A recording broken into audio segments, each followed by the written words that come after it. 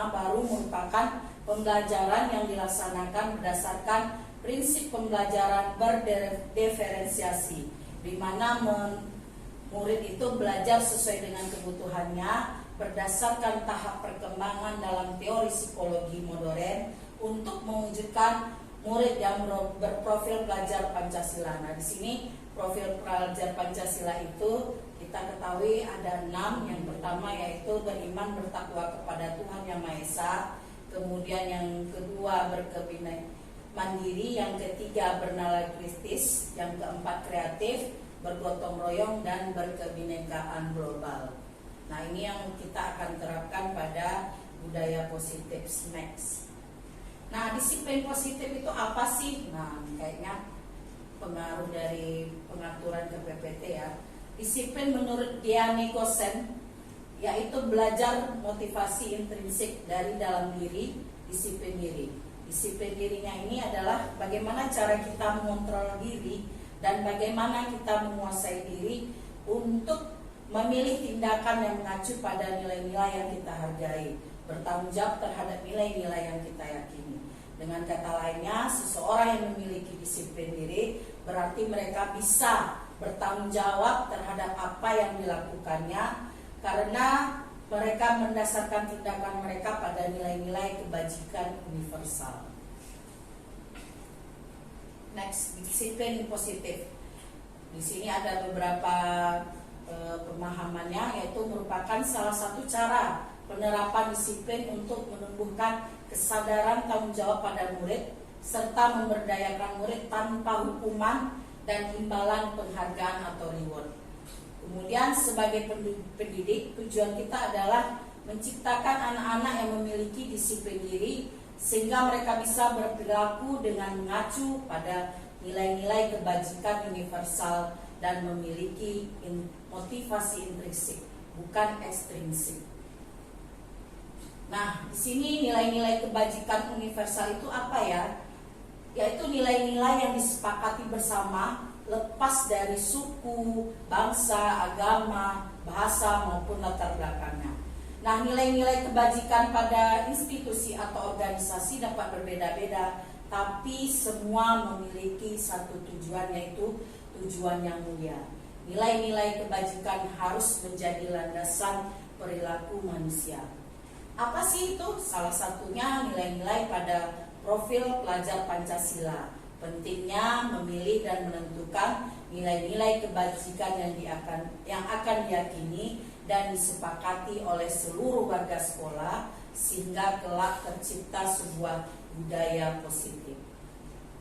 Next.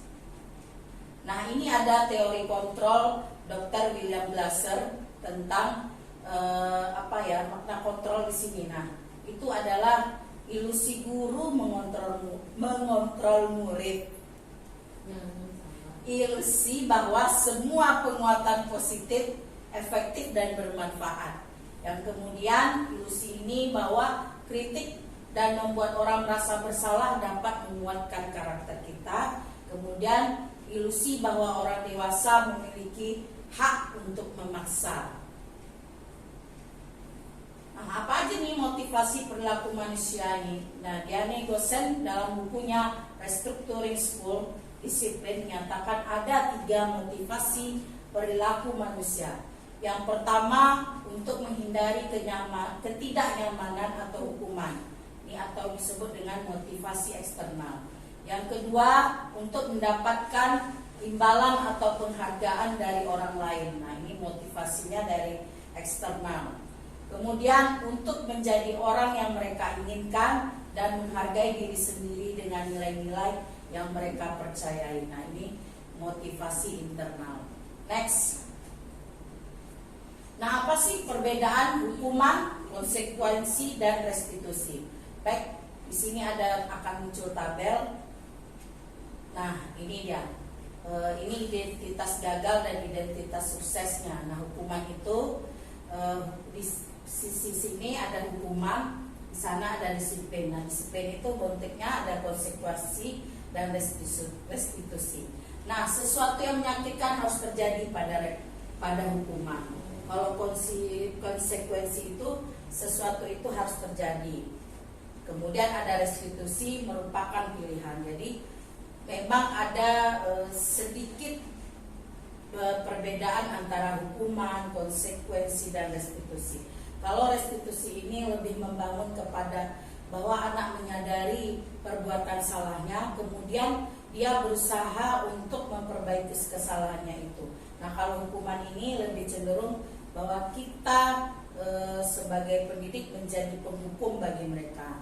Nah, kalau konsekuensi ini lebih cenderung ketika ada sebuah kesepakatan, nah itu dilanggar, nah konsekuensinya seperti apa. Nah, ini nanti bisa kita baca nantinya. Next. Oke, nah di sini negatif, netral, dan positif. Nah, negatifnya awas kalau dilakukan lagi ya, nanti awas kamu. Nah, kalau yang netralnya lakukan apa yang saya katakan. Nah, kalau yang positifnya, apakah hal ini yang sesungguhnya ingin kamu lakukan. Jadi kita membangun kesadaran diri anak bahwa ketika dia melakukan kesalahan, dia harus diberikan restitusi. Ini yang kamu mau, nak. Kalau kamu lakukan ini, apa yang akan terjadi, nak? Nah, seperti itu. Next. Nah, ini sama masih dengan identitas hukuman, konsekuensi, dan restitusi. Next. Dihukum oleh penghargaan. Nih, di sini ada sebuah ahli namanya Alfikon. Dia adalah murid itu belajar sesuai dengan kebutuhannya berdasarkan tahap perkembangan dalam teori psikologi modern untuk mewujudkan murid yang berprofil pelajar Pancasila. Nah, di sini profil pelajar Pancasila itu kita ketahui ada 6. Yang pertama yaitu nilai-nilai yang disepakati bersama lepas dari suku, bangsa, agama, bahasa maupun latar belakangnya. Nah, nilai-nilai kebajikan pada institusi atau organisasi dapat berbeda-beda, tapi semua memiliki satu tujuan, yaitu tujuan yang mulia. Nilai-nilai kebajikan harus menjadi landasan perilaku manusia. Apa sih itu? Salah satunya nilai-nilai pada profil pelajar Pancasila.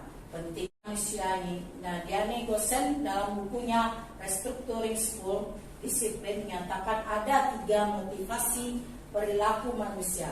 Yang pertama, untuk menghindari ketidaknyamanan atau hukuman. Ini atau disebut dengan motivasi eksternal. Yang kedua, untuk mendapatkan imbalan atau penghargaan dari orang lain. Nah, ini motivasinya dari eksternal. Kemudian untuk menjadi orang yang mereka inginkan dan menghargai diri sendiri dengan nilai-nilai yang mereka percayai. Nah, ini motivasi internal. Next, restitusi. Baik, di sini akan muncul tabel. Nah, ini dia.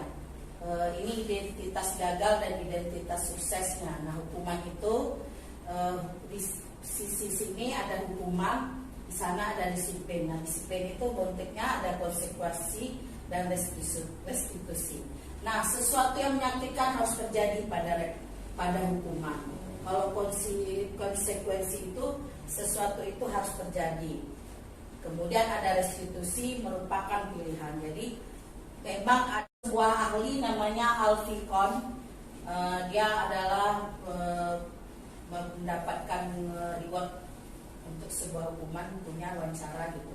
Dia mengungkapkan bahwa baik penghargaan maupun hukuman adalah cara-cara mengontrol perilaku seseorang yang menghancurkan potensi untuk pembelajaran yang sesungguhnya.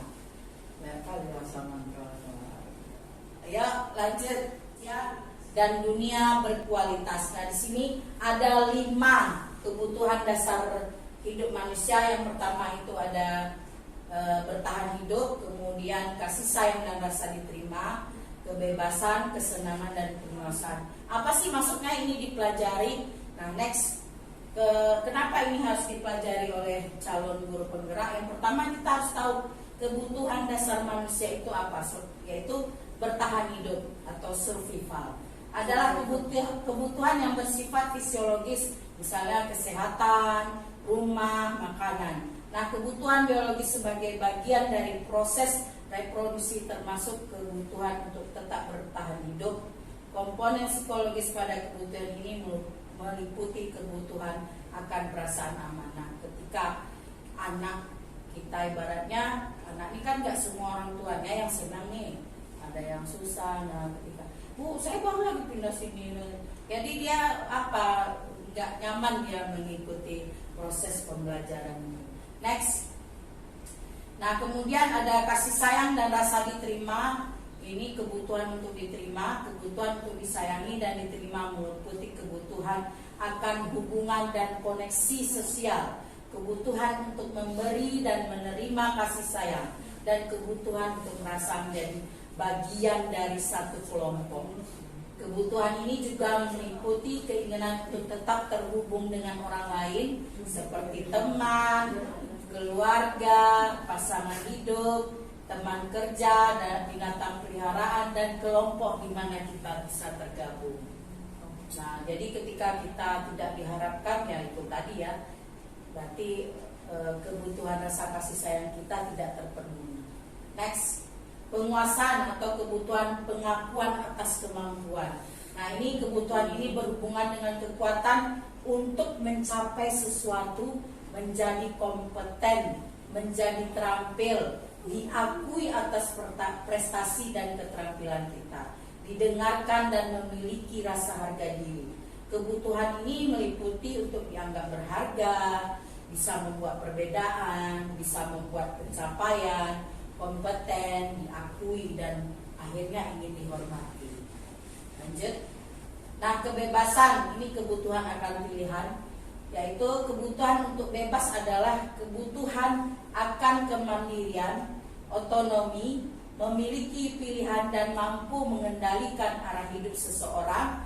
Anak-anak dengan kebutuhan kebebasan yang tinggi menginginkan pilihan, mereka perlu banyak bergerak, suka mencoba-coba, tidak terlalu terpengaruh orang lain, dan senang mencoba hal baru dan menarik. Nah, ini kayak anak kita, lihat ini pengen dipegang, pengen dicoba, ini apa nih Bu? Nah, ini adalah dia kebutuhannya ingin kebebasan.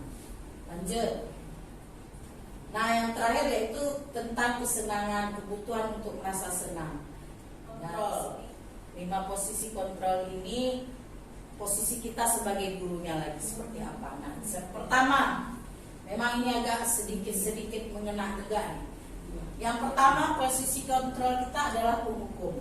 Nah, seorang penghukum bisa menggunakan hukuman fisik maupun verbal.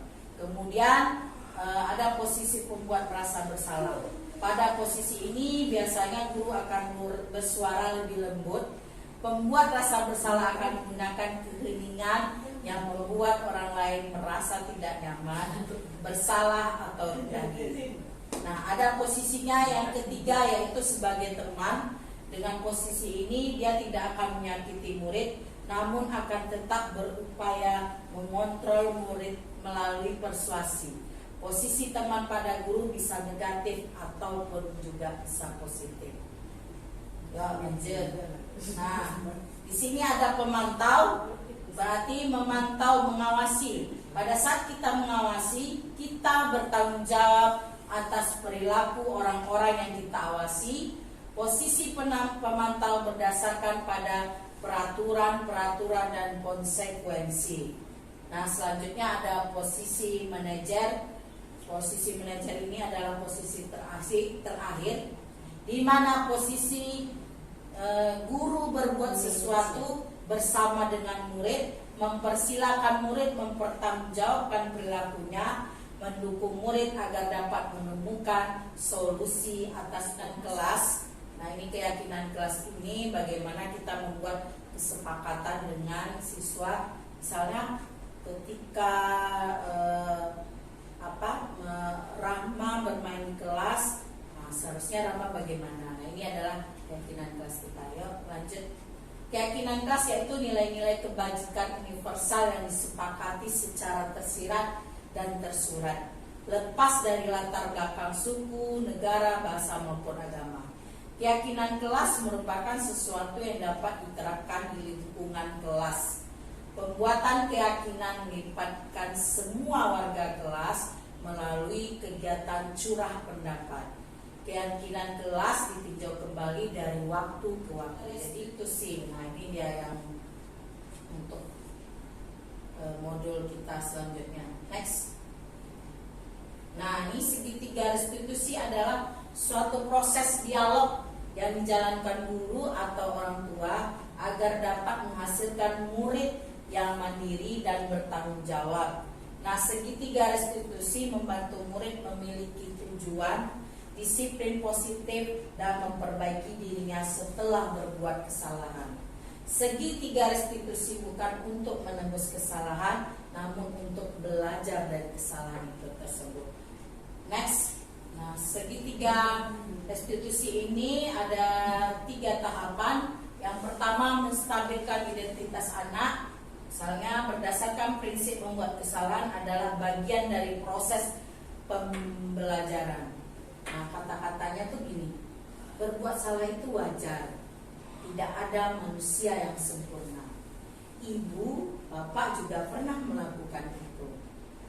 Nah, ibu, bapak tidak mau mencari siapa yang salah, tapi ibu, bapak ingin mencari solusi dari permasalahan ini. Kamu berhak merasa begitu. Nah, kemarin kita sudah buat video dengan Raffi mencoba bersandiwara. Nah, ini kata-kata yang harus dimunculkan. Next.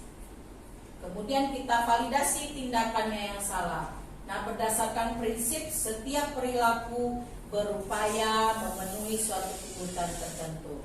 Nah, kamu pasti bisa, kamu pasti punya alasan mengapa kamu melakukan hal itu. Padahal kamu bisa melakukan hal yang lebih buruk dari ini ya. Kamu patut bangga karena telah melindungi sesuatu yang penting buatmu. Kemudian kamu melakukannya karena kamu mempertahankan sesuatu yang penting bagimu. Next. Nah, ini menanyakan keyakinannya berdasarkan prinsip teori kontrol tadi, bahwa pada dasarnya kita termotivasi secara intrinsik. Apa keyakinan kelas kita? Nah, kan kita sudah buat nih tadi. Begini. Nah, kan. Assalamualaikum warahmatullahi wabarakatuh. Waalaikumsalam warahmatullahi wabarakatuh.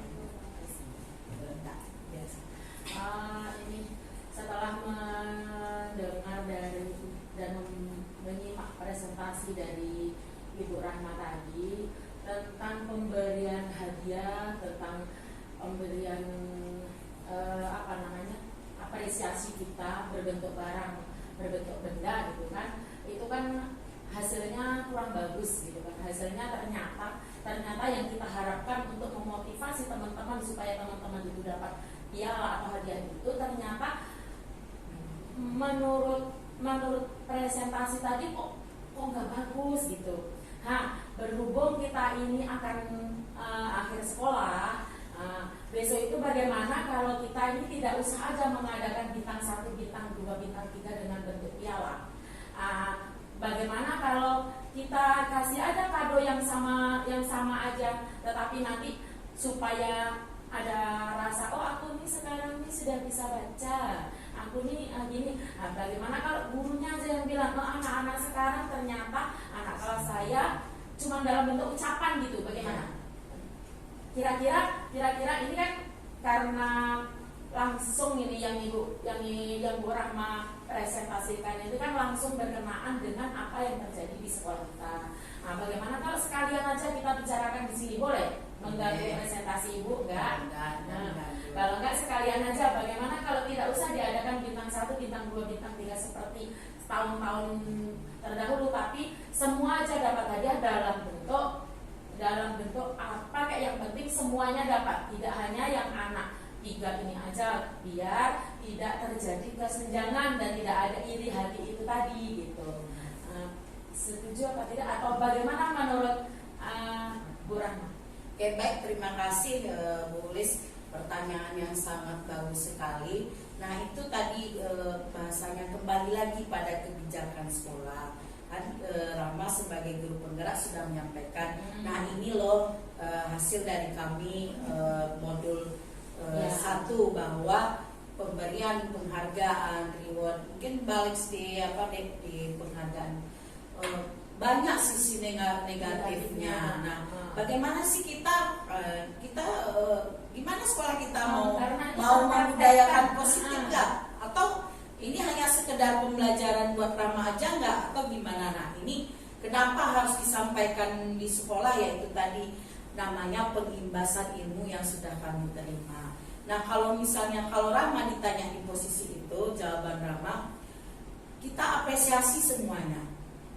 Boleh kalau misalnya apresiasi, tapi tidak membedakan hadiah ini dengan hadiah. Nah, kita kasih, malahan ada sih beberapa bahasa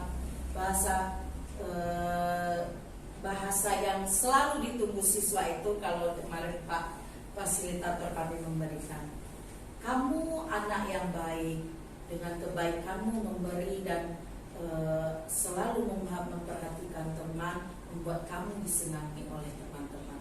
Nah, itu bahasa-bahasa seperti itu kan selama ini kan kita selalu tuh bahasa di rapor, dan Rama insya Allah setelah ini memang sudah mulai Rama perbaiki bahasanya. Lanjutkan nak, tingkatkan lagi prestasimu nak. Nah kan itu selalu muncul tuh. Nah sekarang itu diperbaiki. Selamat nak, kamu sudah menyelesaikan hafalan kamu surat Al-Insyirah. Sementara nih teman yang mau membaca Al-Insyirah itu memang dia punya kemampuan berbeda dengan temannya. Nah dia itu ibaratnya dia tidak bisa menyimpan lama. Nah kemampuan itu juga Rama miliki ya. Rama mempunyai ingatan jangka yang pendek. Nah, bisa jadi itu juga. Tapi ibu nggak tahu kan bagaimana dia menghafal di rumah supaya dapat. Kan ibu nggak tahu kayak gitu. Nah itu yang harus kita hargai. Nah kita kembali lagi ke kebijakan sekolah. Apakah itu mau dilanjutkan? Kalau Rama kemarin kan Rama bilang tidak. Nggak usah dikasih, nggak usah dikasih sagu hati. Rama kan bilang begitu semua. Tapi itu tadi ya, kembali pokoknya kontrol di sekolah itu ya kepala sekolah. Kalau kita sebagai guru sudah memberikan masukan, itu diterima tidak apa-apa, tidak diterima juga tidak apa-apa. Nah itu bagian dari kesepakatan guru dan kepala sekolah juga. Nah kita membawa arahnya kemana ya, itu juga kesepakatan guru dan kepala sekolah. Kalau kita tak bisa gitu loh, harus nih, ini kami ini CGP.